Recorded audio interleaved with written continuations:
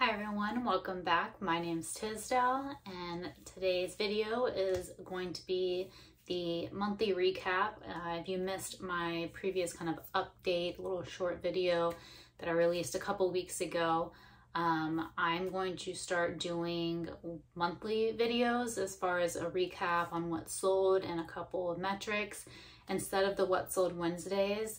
Just being a part-time reseller doing the What Sold Wednesdays every week was becoming very time consuming and just wasn't really feasible for me to do right now. But who knows, maybe, one day I can be a full-time reseller and do the What Sold Wednesdays, because I do love to kind of go over those. It helps me remember what sold and also kind of learn as I'm talking to you guys. So doing any of these kind of recaps, I think for all of us who do it here on YouTube, helps us kind of analyze our business and forces us to really look at the numbers and what has actually sold. So that's what this video is going to be. I think I'm going to call it Reseller Recap, I think I'll call it. So like this will be the Reseller Recap for September. If you have any better names, go ahead and drop them below, but that's the best I could come up with for right now. And as you guys can see, it is a different backdrop or a different environment that I'm recording in as before. We've kind of converted this kind of a little bit larger of an upstairs closet into a little studio. So hopefully we'll decorate back here a little bit better in future videos, but I wanted to go ahead and test it out even though it's not all set up yet. So that is what you're seeing different here, and these are like LED taped on, I don't know. So still working on the setup, but this is where hopefully I'll be recording moving forward. So what I'll go over in this video is going to be the top level numbers. That's going to be the sales number, the quantity, how much I have in fees, my actual payout, the average day to sell in ASP. I'll be popping up that information up here and kind of go over that high level numbers. And then after that, I'm going to go over 10 items that sold. 5 of those are going to be kind of the best of what sold. So that may be the item that sold the best, or it could be an item that flipped very fast for me, so sold within a day or two. And then I'm going to do 5 additional ones that are items that sold for a low amount. Some of that may be actually below my cost of goods, which would be terrible, but it happens. And then it also may be items that I've had just for eons. So that's kind of I'll put the good 5 and the bad 5 that we'll go over. Hopefully I'll be able to come up with some clever names for these types of things. But I just wanted to kind of get this series going since September has wrapped up and I haven't released a video in quite some time. I wanted to kind of review September and see what we did overall. So let's go ahead and jump into the numbers. So like I said, I will pop the numbers up right here. Hopefully I'm out of the way. And we'll go over those kind of high level numbers or overall numbers. So I sold a total of 49 items for eBay and Poshmark. 26 of those items were on eBay and 23 were on Poshmark. So almost pretty even as far as the quantity sold, a little bit more on eBay. For my total sales, so that's before anything's taken out of them, 1,397 on eBay and 498 on Poshmark. So that's a total sales of $18.95, and that's quite a difference between eBay and Poshmark. So if you go all the way to the end, you can kind of see the ASP, and it's $54 for eBay and $22 for Poshmark. Though Poshmark, I was definitely selling more of the items that I've had for a long time that I was putting sales on. And we'll probably see that a lot more Poshmark items in the list of bad items or the list of items that didn't do too well. So the total fees that were taken out were $578, which is kind of a lot. I didn't break that down between percentage for the sales, but it's obviously a lot more on Poshmark because I sold more on Poshmark. So my fee percentage for eBay is 32%, which is quite high, and at Poshmark it is 27%. So for me, my fees include shipping, eBay fees or Poshmark fees, or I call them seller fees. So shipping, seller fees, and then also any ad fees, which is for me only going to be on eBay. And I have been promoting a lot more on eBay, which I'm assuming is accounting for that 32% because that's quite high. So 32% is quite high. I've been doing a lot of sending offers and also doing kind of markdowns on eBay, trying to really accept offers that, you know, in the past I may not have, just because I am trying to get through some inventory, and I want to increase that algorithm as I have started being more consistent just with my business in general. And for Poshmark, there is a straight 20% fee, but that 27% is because I've sent offers, and the 7% is going to be offering a shipping discount. So it's usually $2.02. So that's why it's 27% and not just with 20% flat. If any of you guys are wondering, if you sell on Poshmark and you're like, well, why is it more than 20%? That's why. It's because I offer discounts, discount shipping on some items. And then moving over to payout. Payout is actually the metric that I pay the most attention to because it's how much I'm getting paid out each week or each month. And I have certain goals that I want to hit. I'm nowhere close to them right now, but it is a metric that I consistently watch. For eBay, it's $954, and for Poshmark, it is $363. So the payout is going to be after shipping and fees are taken out. It's what the platform is actually paying out to you. And then so my total payout is $1,317, and that's for the whole month of September, which is pretty rough. To me, I would like to see that weekly would be great.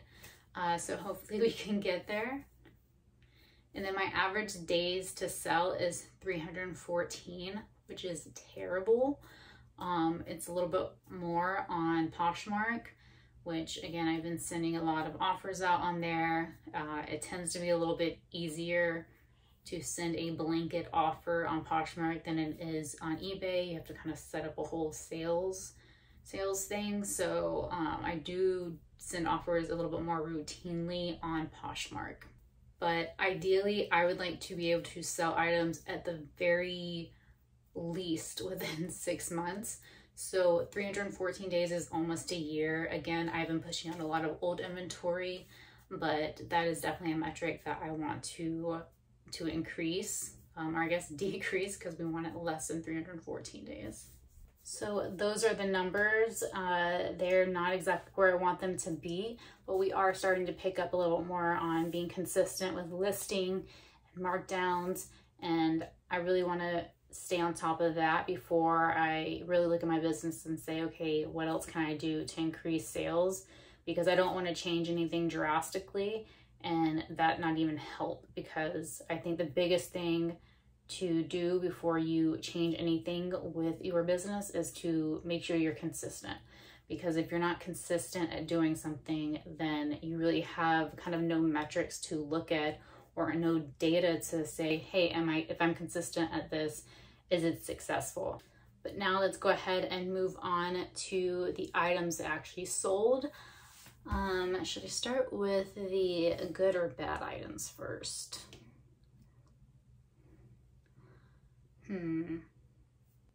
Let's go ahead and start with the good items first. So again, to me, the good items are items that have sold for a high amount or have sold very fast. The first item is an item actually sold on September 1st, and it is this poster. It's actually a lithograph, which from my understanding, I am not an expert, is when they have kind of a big stamp that they kind of make. And there's only a certain amount of copies that are distributed or that's like stamped. Maybe it's layers of stamps. Does that make any sense? Like it's like a bunch of different stamps and they kind of layer them. Am I right? Do you guys know anything about lithographs? Let me know in the comments below. I could be way off. But I do know that they're a bit more rare than just straight prints. They're a little bit harder to do, and they usually only make a certain amount of them, like maybe 200. This one sold for $135.99, which is fantastic. I will go ahead and say a side note is that it did take 600 days to sell. This is an item that I had marked pretty high, I think, because I didn't see any comps, and so I went high. I think I just took way too long to bring it back down low. So that is something to kind of note, is that it's always great if you can't find comps and you know something's valuable to list high to the sky, but don't take too long, or kind of set a perimeter or a reminder to go back over those kind of items to lower the price if they don't sell. Otherwise, they may be sitting there for 600 days. So a kind of funny story with this poster, this lithograph poster. I got it in a lot of other posters that were very similar, and they were all lithographs.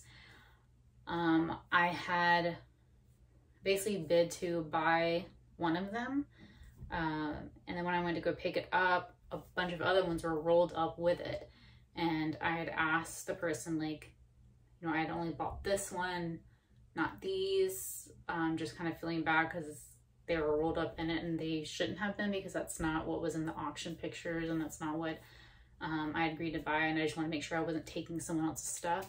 But they were just like, no, like, we don't want them. I guess they forgot to list them, and again, they just didn't want them, so just go ahead and take them. So in the end, I only paid $3.71 for this. So again, yes, it took 600 days to sell, but $3.71 into $135 is not too bad. And I have a bunch of other posters or lithographs listed as well, and that's probably a little note to myself to go back and make sure those prices are lowered. And the next item is this massive money piggy bank. It was massive. It was probably 2 feet at least. It was brand new in the box. I had gotten it because I saw comps for about $89, $99. And so I kind of stuck to my guns on this one. It was a huge item, like I said, but it was consistently selling for that amount. But I had this item for 419 days. And as much as I wanted to like stick to my amount, it wasn't selling for the $89 or $99 that I had it listed for. And it was just a massive item that was taking up a lot of space. So I did receive an offer for, I believe it was like $79 or maybe $69.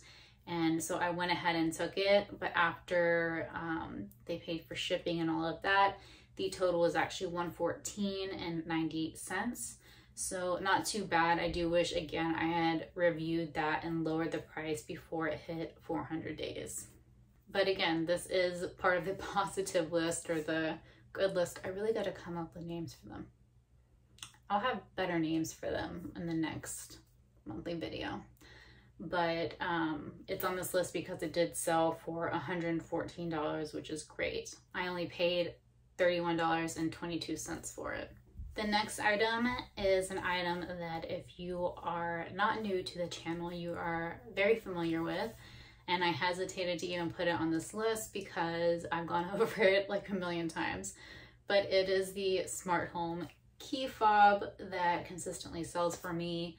A sad note is I only have one left. So if you're tired of hearing about these key fobs, you only have to hear about it one more time. These again consistently sell for me between $89 and $99. This one sold for me for $99.99, which is fantastic because it wasn't even an offer. And I only paid $2.14 for each of these. The next 2 items I'm going to go over with, so that was 3 items, and the next 2 are items that sold super fast. This next one is a Lululemon Dry Sense hoodie in Rhino Gray. It sold in 2 days. So this is a men's hoodie, which I said before, I love selling men's Lululemon. It seems to just sell a lot faster and like in higher ASP than the women's does. And I think that's just because a lot of the women's Lululemon is a bit saturated. So anytime I can find men's Lululemon, I absolutely love it. This one did have a little bit of a hole on the chest because it had a logo printed on it or embroidered on it. And I was like, well, I'm gonna try to get it off. And I tried and was successful, but I did put a small little hole in it.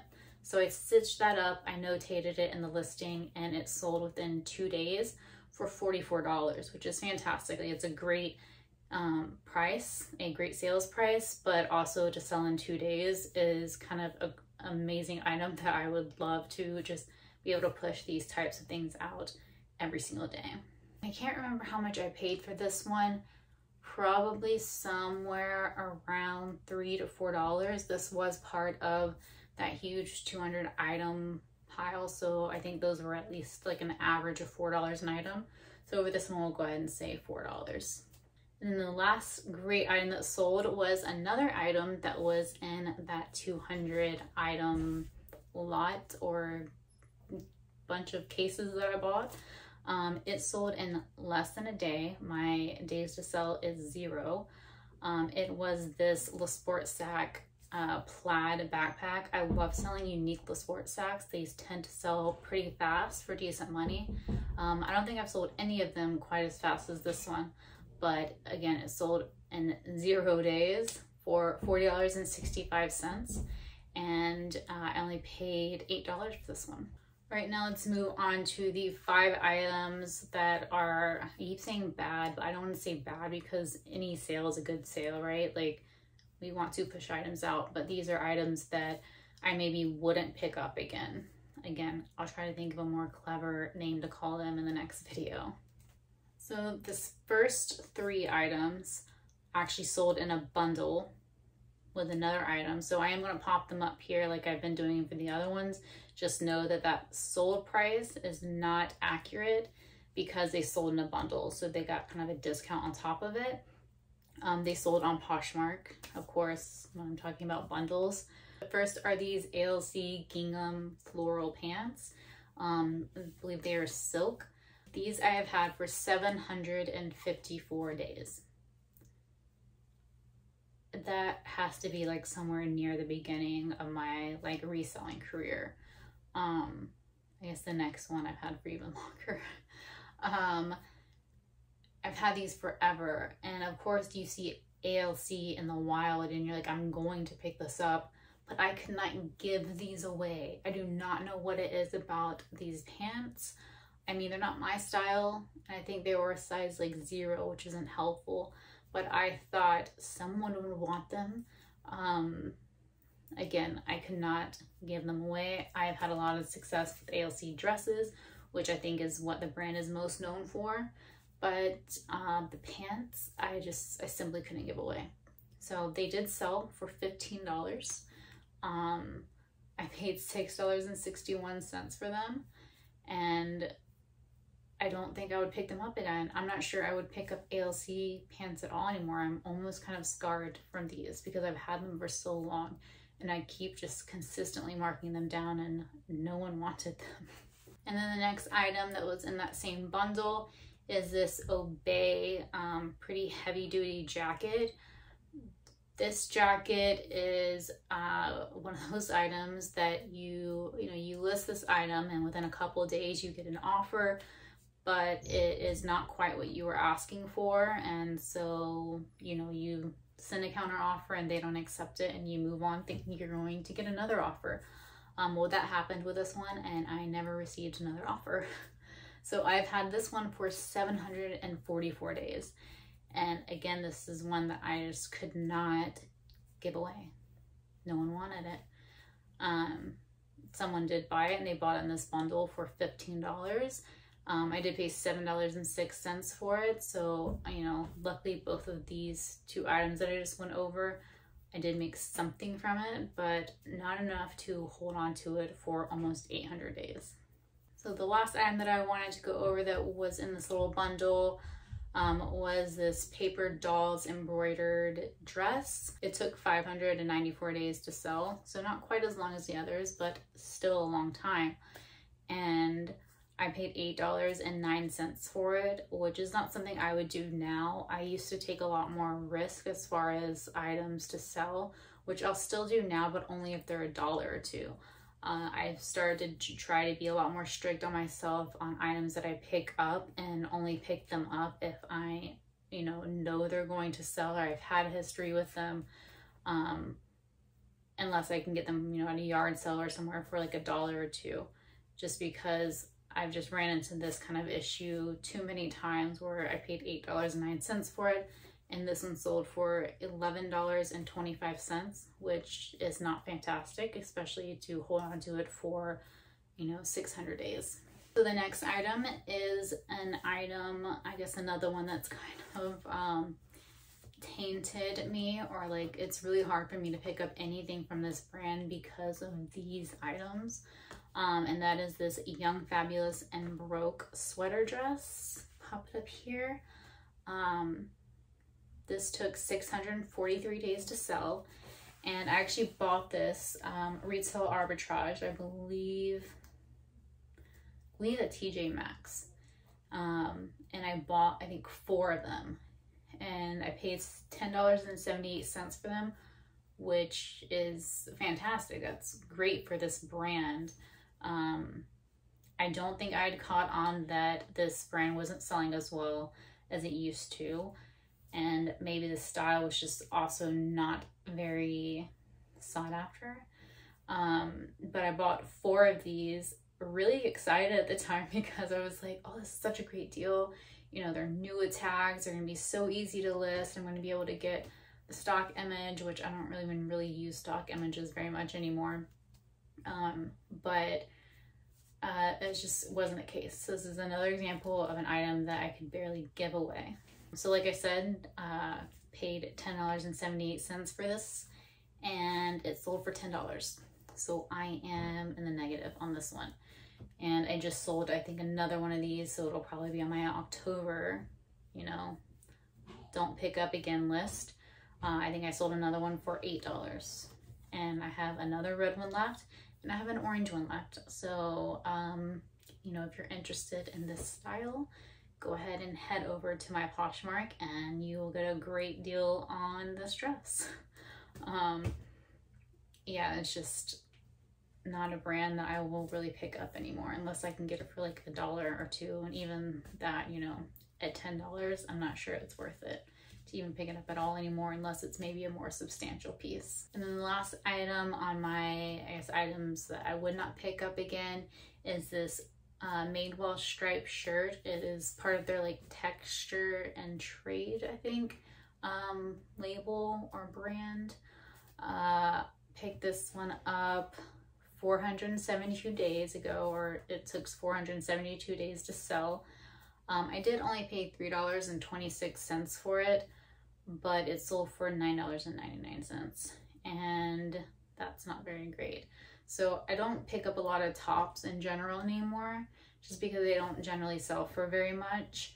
And if I do pick them up, it's usually because I come across them at a yard sale, because to me, it's not worth it to go through the top section at a thrift store, because the likelihood that you're going to come across anything that is, good enough, at least in my eyes or for my business structure, to resell isn't high. So I generally don't even go through the top section. So the only time I'm really picking up tops now is if I come across a great one at a yard sale, or if I happen to be in the thrift store looking for a top for myself and come across a great shirt to resell, which doesn't happen very often. That's all I have for you guys today. Hopefully you're enjoying these monthly recaps, and they're still very helpful as far as the items that are have sold for me, as well as, the number side of things. I want to be as transparent as I can on the number side, because I know a lot of people, when they first start reselling, they can see a lot of people on social media and seeing their numbers and not really getting a true sense of what that looks like. Sales numbers are great, but I think, your cost of goods plays into that a lot. So I try to share as much as I can. If there's anything else that you would like to see going forward in these videos, please leave me a comment below, and I would love to improve that and add that in maybe. And then I'm hopefully gonna have some better names for, the good and the bad as far as what's sold.